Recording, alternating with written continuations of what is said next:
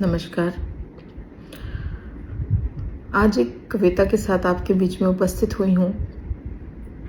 अभी 2-3 दिन पहले एक कविता लिखी, मुक्त कविता है। देखिए कुछ ऐसी हुई। चुप्पी चुप्पी मकबरों की निशानी, जिसका शीर्षक है जो मैंने दिया है। कविता देखिएगा कि अभाव से प्रभाव जन्मा, अभाव से प्रभाव जन्मा और प्रभाव की पहली आहट, प्रभाव की पहली आहट अक्सर ताली नहीं तूफान उठाती है। प्रभाव की पहली आहट अक्सर ताली नहीं तूफान उठाती है। और जहाँ सच सर उठाता है, जहाँ सच सर उठाता है, अटल सत्य यह जानो, अटल सत्य यह जानो। और वहाँ आवाज़ की भीड़ घबराती है, वहाँ आवाज़ की भीड़ घबराती है। क्योंकि जो नया है वो खटकेगा, क्योंकि जो नया है वो खटकेगा, जो अलग है वो चुभेगा। वे गलत नहीं जो धुर विरोधी हैं, वे गलत नहीं जो धुर विरोधी हैं। वे भी तो आखिर अपने डर के कैदी हैं, वे भी तो आखिर अपने डर के कैदी हैं।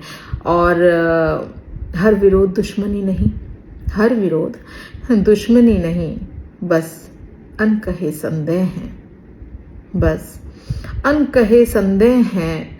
और असुरक्षा है स्वयं के अस्तित्व की, असुरक्षा है स्वयं के सीमित अस्तित्व की। किंतु याद रहे कि विरोध की आग, ये जो विरोध की आग है, ये तुम्हें जलाने नहीं अपितु गढ़ने आई है। ये जो विरोध की आग है, ये तुम्हें जलाने नहीं गढ़ने आई है। और आग ही तो है जो सोने को और निखारती है, आग ही तो है जो सोने को और निखारती है। और जो स्थिर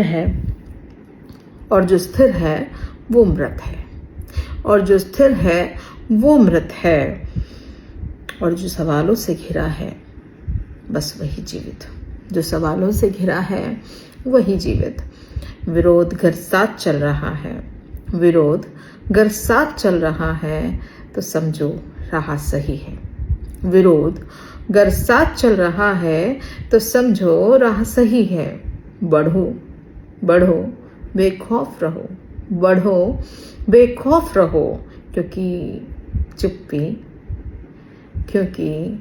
चुप्पी मंजिलों की नहीं मकबरों की निशानी है। क्योंकि चुप्पी मंजिलों की नहीं मकबरों की निशानी है। तो इसीलिए आप कोई भी कार्य करेंगे, कोई भी अच्छा कार्य करेंगे, और अगर आप क्षमतावान हैं तो विरोध होना तो लाजिम है।